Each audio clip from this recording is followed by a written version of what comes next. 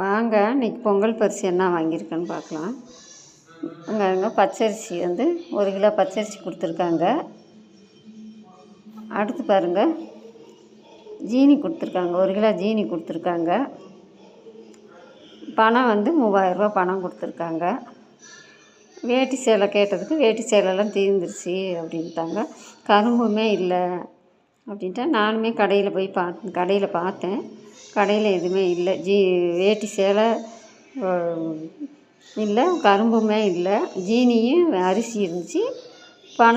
டோக்கனுக்கு பணம் கொடுத்தாங்க. எனக்கு 12ஆந்தேதியே டோக்கனு, அதனால் நான் 12ஆந்தேதி போய் வாங்கிக்கலான்னு போனேன்.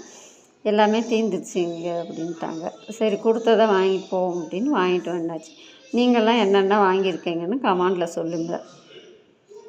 எல்லா டோக்கனுக்கு தான் கரும்பு வேட்டி சேலை எல்லாமே இருந்திருக்கும். எல்லா ரேஷன் கார்டுக்குமே. அது எதனாலும் தெரில, தீர்ந்துருச்சு.